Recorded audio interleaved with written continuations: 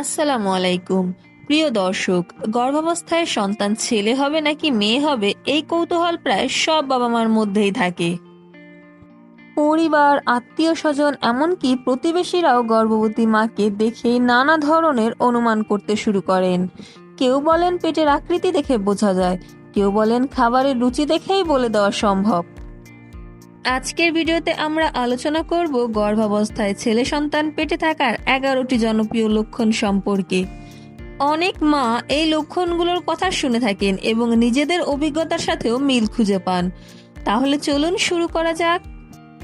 লক্ষণ 1, পেট নিচের দিকে ঝুলে থাকা।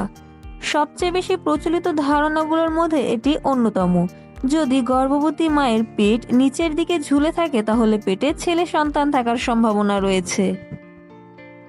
অনেক বয়স্ক মানুষ মনে করেন ছেলে সন্তান হলে পেট একটু নিচের দিকে থাকে এবং মেয়ে সন্তান হলে পেট তুলনামূলকভাবে উপরের দিকে থাকে। এ কারণে অনেকেই শুধু পেটের অবস্থান দেখেই ভবিষ্যৎবাণী করার চেষ্টা করেন। লক্ষণ 2, ঝাল ও নোনতা খাবারের প্রতি বেশি আগ্রহ। গর্ভাবস্থায় অনেক নারীর খাবারের রুচিতে পরিবর্তন আসে। অনেকেই মনে করেন যদি কোনো মায়ের বারবার ঝাল, নোনতা, টক বা মশলাযুক্ত খাবার খেতে ইচ্ছে করে তাহলে তার গর্ভে ছেলে সন্তান থাকতে পারে। অনেক মা বলেন গর্ভাবস্থায় আচার, চটপটি, ফুচকা কিংবা ঝাল খাবারের প্রতি তাদের আগ্রহ অনেক বেড়ে যায়। লক্ষণ 3, সকালে বমি বা মর্নিং সিকনেস কম হওয়া। আরেকটি জনপ্রিয় ধারণা হলো ছেলে সন্তান গর্ভে থাকলে মায়ের বমি বমি ভাব তুলনামূলকভাবে কম হয়। অনেকেই মনে করেন মেয়ে সন্তানের ক্ষেত্রে বমি, মাথা ঘোরা ও দুর্বলতা বেশি দেখা যায়, আর ছেলে সন্তানের ক্ষেত্রে এই সমস্যা কম থাকে। যদিও প্রত্যেক নারীর অভিজ্ঞতা ভিন্ন হতে পারে, তবুও এই ধারণাটি অনেক বছর ধরেই প্রচলিত। লক্ষণ 4, ত্বক পরিষ্কার ও উজ্জ্বল হওয়া।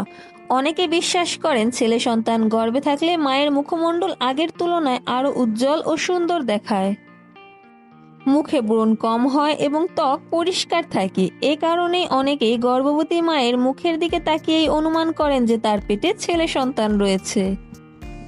লক্ষণ 5, হৃদস্পন্দন বা হার্টবিট তুলনামূলকভাবে কম হওয়া।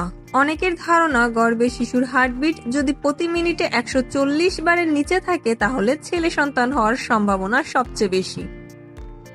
এই বিষয়টি নিয়ে অনেক আলোচনা শোনা যায়। অনেক মা আল্ট্রাসোনোগ্রাফির রিপোর্ট হাতে পেয়ে হার্টবিটের সংখ্যা দেখে সন্তানের লিঙ্গ নিয়ে অনুমান করতে শুরু করেন। লক্ষণ 6, ডান পাশে বেশি ঘুমাতে ইচ্ছে করা। প্রচলিত বিশ্বাস অনুযায়ী যদি গর্ভবতী মায়ের ডান পাশে ঘুমাতে বেশি স্বাচ্ছন্দ্য লাগে তাহলে ছেলে সন্তান হতে পারে। অনেক নারী বলেন গর্ভাবস্থায় একটি নির্দিষ্ট পাশে ঘুমাতে তাদের বেশি ভালো লাগে। এই বিষয়টিকে অনেকে ছেলে সন্তানের লক্ষণ হিসেবে বিবেচনা করেন। লক্ষণ 7, চুল ঘন ও সুন্দর হয়ে যাওয়া। অনেকের মতে ছেলে সন্তান গর্ভে থাকলে মায়ের চুল দ্রুত বৃদ্ধি পায় এবং চুল আরো ঘন ও উজ্জ্বল দেখায়।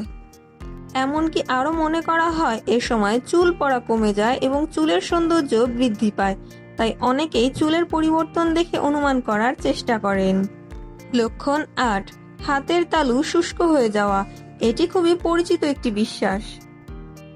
যদি গর্ভবতী মায়ের হাতের তালু স্বাভাবিকের চেয়ে বেশি শুষ্ক হয়ে যায় তাহলে ছেলে সন্তান হওয়ার সম্ভাবনা আছে বলে অনেকেই মনে করেন। গ্রামাঞ্চল সহ বিভিন্ন এলাকায় এই ধারণাটি বেশ পরিচিত। লক্ষণ 9, মিষ্টির চেয়ে নোনতা খাবার বেশি পছন্দ হওয়া। অনেকে বলেন ছেলে সন্তান থাকলে মিষ্টি খাবারের প্রতি আগ্রহ কমে যায়, বরং নোনতা, ঝাল এবং মশলাযুক্ত খাবারের প্রতি আকর্ষণ বাড়ে। এ কারণে অনেকেই গর্ভবতী মায়ের খাদ্যাভ্যাস দেখে অনুমান করেন। লক্ষণ 10, পায়ের তাপমাত্রা বেশি অনুভব হওয়া।